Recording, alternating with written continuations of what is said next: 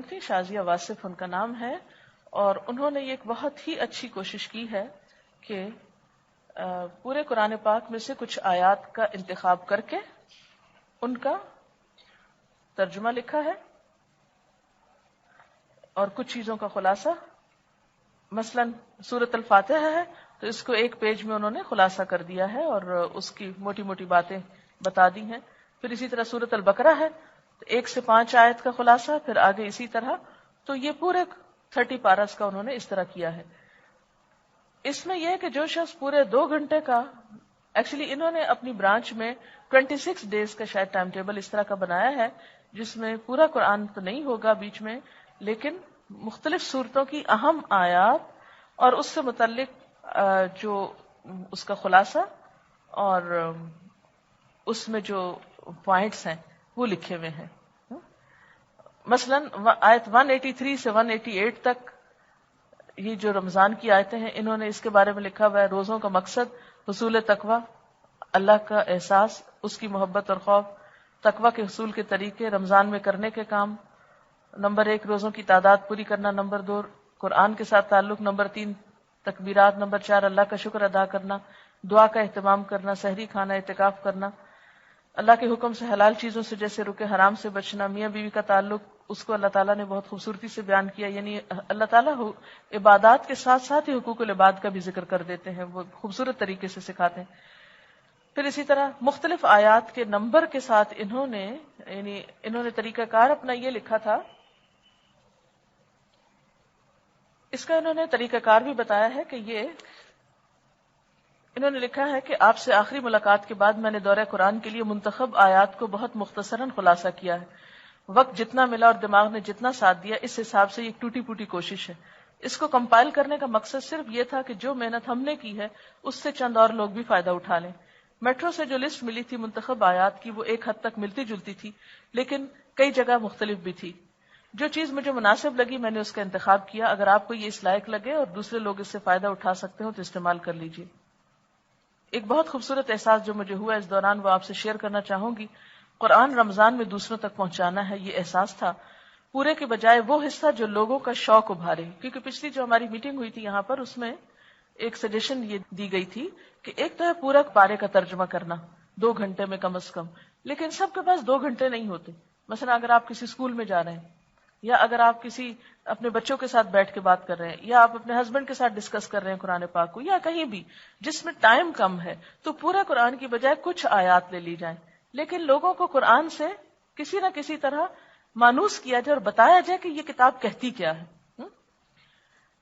جو لوگوں کا شوق ابھارے، ان کے شعور کو بیدار کرے اور ان کی فطرت کو اپیل کرے وہ چننا تھا.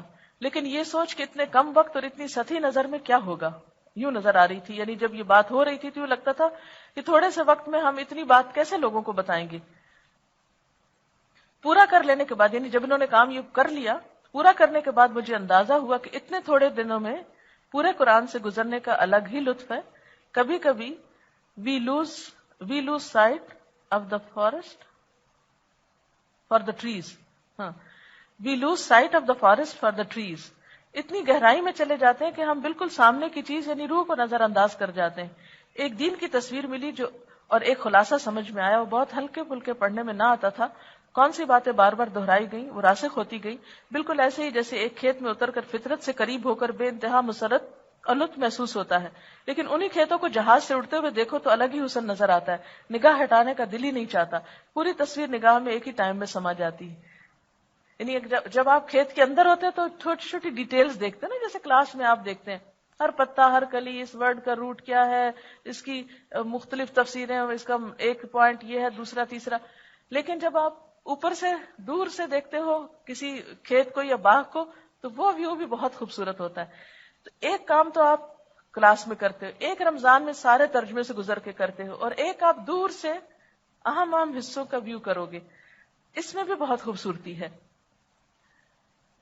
اور پھر اب میں نے جو دیکھا یعنی چھوٹے چھوٹے حصوں کو تو اس نیت اور جذبے کے ساتھ کہ دوسروں کو بھی دکھانا چاہتی ہوں اسی سٹائل میں نوٹس بنائے.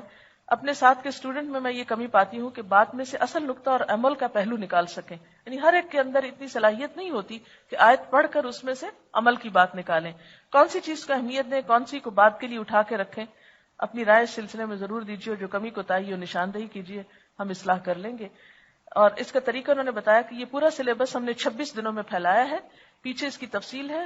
کچھ تلاوت کسی قاری کی آواز میں لگائیں گے، یعنی مجلس کیسے ہوگی، پہلے جن آیتوں کو پڑھنا ہے اس کی تلاوت لگائیں گے، کچھ کی عربی میں خود پڑھوں گی، ترجمہ سب آیات کا پڑھا جائے گا جن کے نمبر نوٹ کیے ہوئے ہیں، جو پوائنٹس جن آیات کے ساتھ لکھے ہیں ان کو ہلکا سا ڈسکس کر لیا جائے گا، کہیں کہیں سننے والوں کو بولنے پر موٹیویٹ کیا جائے گا، یعنی انٹریکٹیو سیشن ٹائپ ہوگا۔